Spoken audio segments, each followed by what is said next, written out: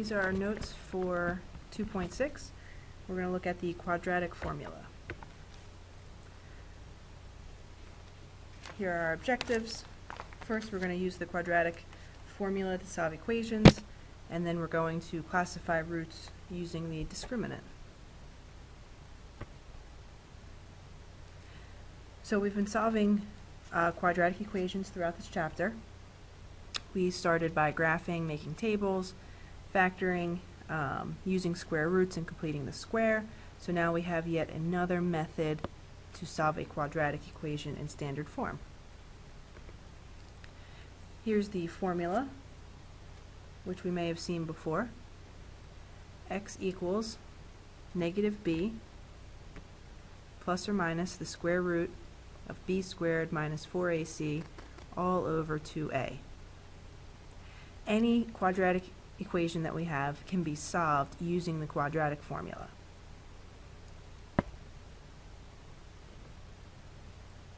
Okay, here's our first example. 2x squared minus 16x plus 27, and we're going to solve this using the quadratic formula. So the first thing that we want to do is set our equation equal to 0.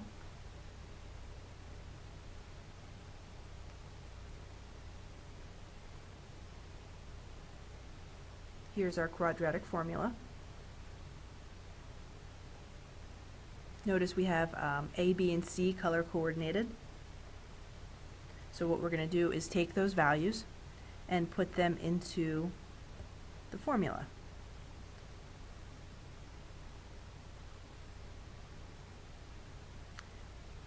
Okay, now be careful, since B was negative in our equation, we have two negatives here, which is going to make this positive 16, plus or minus b squared minus 4ac all over 2a. Alright, and let's take a second to simplify this. So first, that 16 becomes positive. Next, what we want to do is simplify what's underneath the square root. So in your calculators, we're going to put what's underneath the square root. Okay, so in your calculators, you're not typing the square root, we're typing this.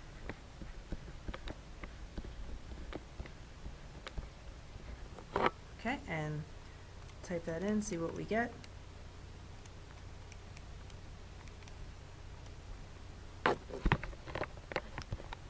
And hopefully we got 40. And this is all over 2 times 2, which is 4.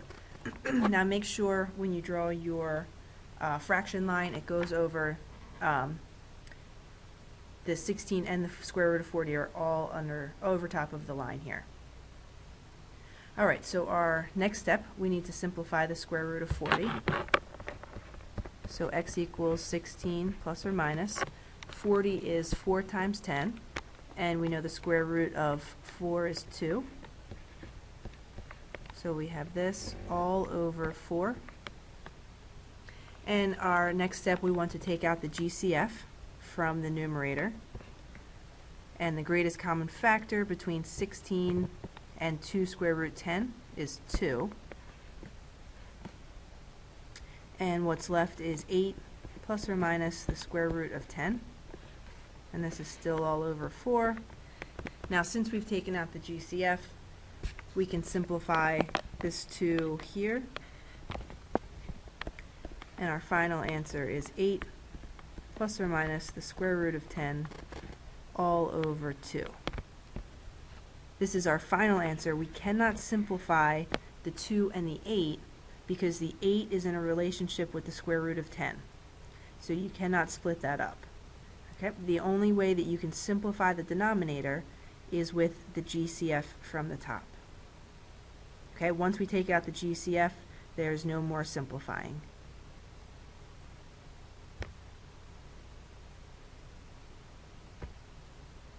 Okay, let's take a look at another example here. X squared plus 3x minus 7.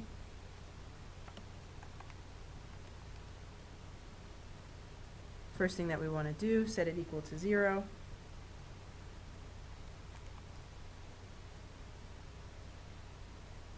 We're going to put in our a, b, and c into our equation. Now notice that there's no number with the x squared, so we know that a is equal to 1. So we plug our numbers in.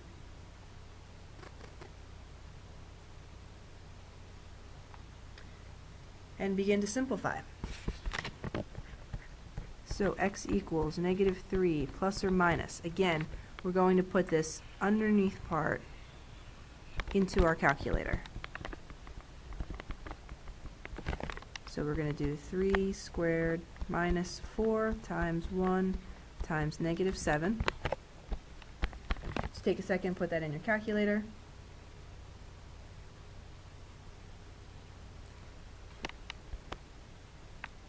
And we should get 37. Okay, this is a really important step here.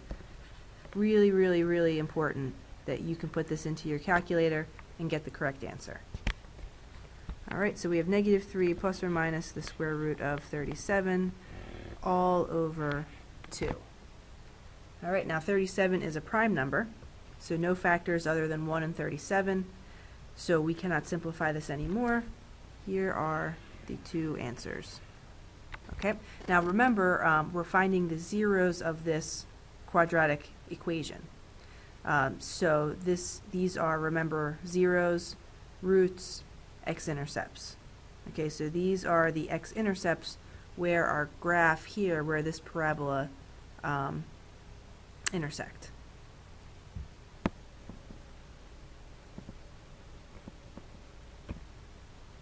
Okay. Before we do the discriminant, sorry, we have this some practice problems here. Just looking at some more quadratic formula.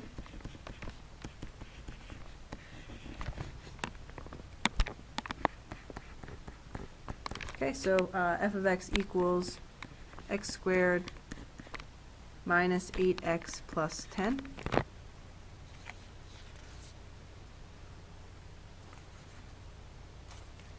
First thing we do, set it equal to 0. And let's identify a, b, and c. A equals 1, b equals -8, and c equals 10. Okay, so when we solve for x equals -b plus or minus the square root of b squared minus 4ac all over 2a. So now we just have to simplify. The two negatives out front here will make this a +8. Plus or minus the square root of, remember we put the inside part in our calculators, and we should get 24 all over 2. Next step, we can simplify the square root of 24. So 24 is 4 times 6. The square root of 4 is 2. So 2 square root 6 over 2. Our next step, this is very important step, we want to take the GCF from the top so that we can simplify the denominator. You cannot cross out anything in the denominator until you take the GCF. So we take out the GCF, which is 2. We're left with 4 plus or minus the square root of 6. Okay, and this is all over 2. Now that we've taken the GCF, you can cross the 2 out, and here's our final answer, 4 plus or minus the square root of 6. So those are the zeros, roots, and x-intercepts. Okay, let's try one more. F of x equals 4x squared plus 3x plus 2. First thing we do, set it equal to 0.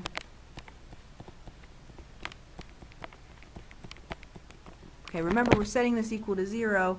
We're finding the zeros, so what we're doing is we're finding the x values that give an output of 0.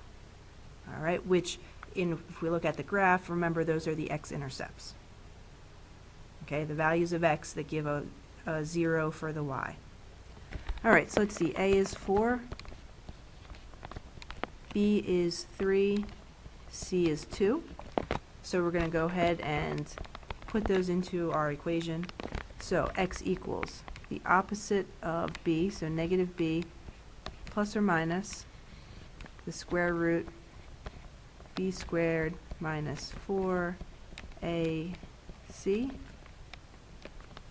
all over 2a.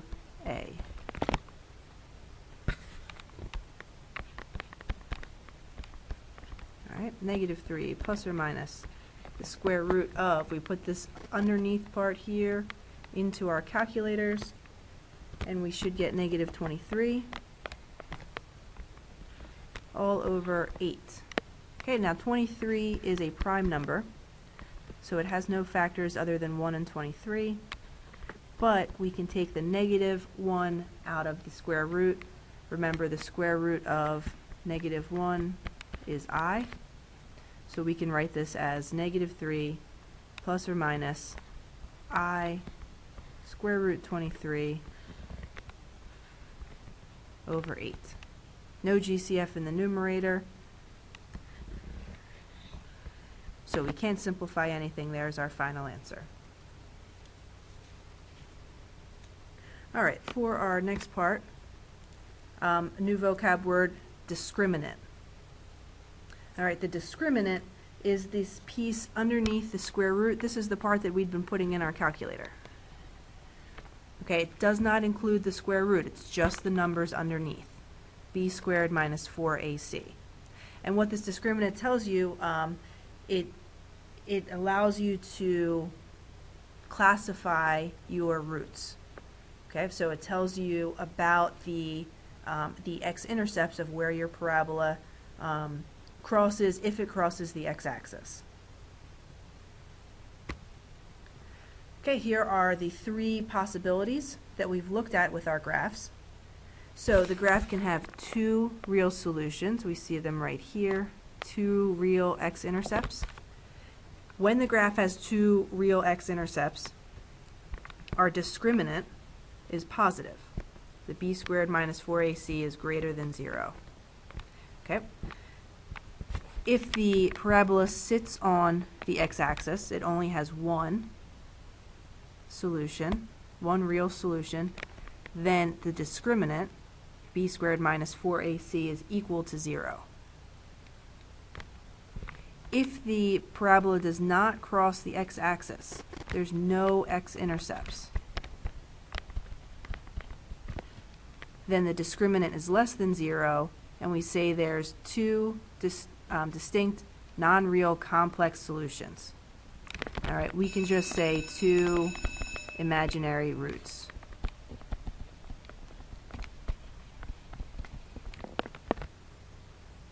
All right, little word of caution, your equation has to be in standard form before you evaluate the discriminant, so just make sure it's in the form ax squared plus bx plus c.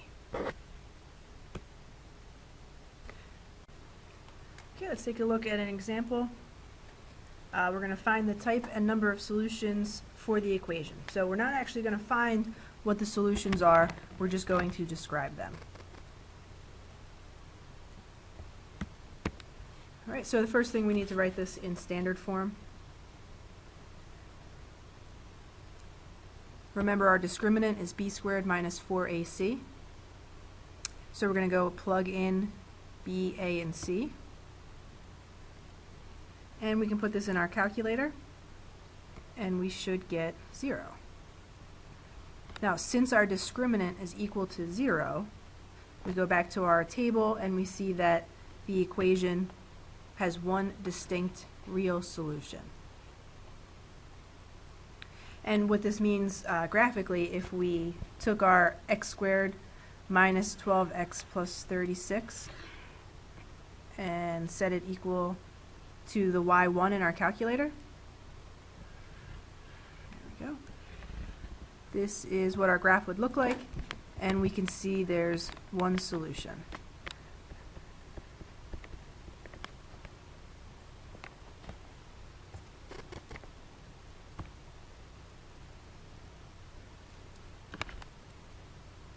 And let's move that. Okay, next one. Find the type and number of solutions for the equation x squared plus 40 equals 12x. Okay, so similar problem. We're just going to say how many solutions there are and what kind they are. First thing, again, we need to write this in standard form. Our discriminant, remember, is b squared minus 4ac. So we're going to plug in b, a, and c. We're going to put that right into our calculator, making sure our parentheses are the same. Okay, please make sure you're putting this in your calculator so that you know that you're doing it correctly, so that you know that you can do this on your own. When you put that in your calculator, you should get negative 16. Since our answer is negative, okay, our discriminant is less than 0 is negative. If we go back to our chart and see if our discriminant is negative, the equation has two distinct non-real complex solutions. Okay, and remember, we can write that as two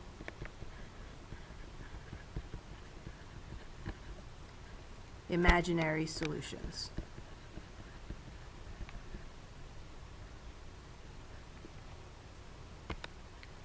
If we look at this in the graph, no x-intercepts, which tells us that our answers are imaginary.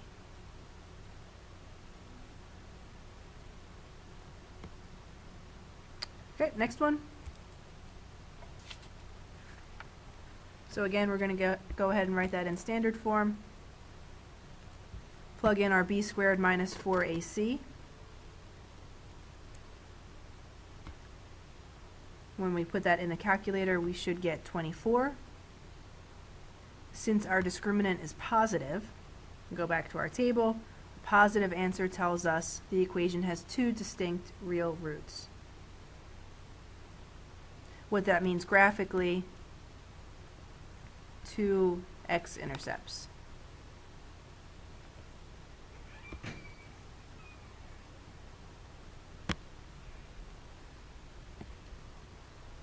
All right, here are some properties of solving quadratic equations. So this is basically just going through what we've done in each section so far. First, we looked at graphing. When we graph our equation, it only gives us an approximate solution unless the solutions are whole numbers. If the solutions are whole numbers, graphing is okay. Otherwise, it only gives us an approximation.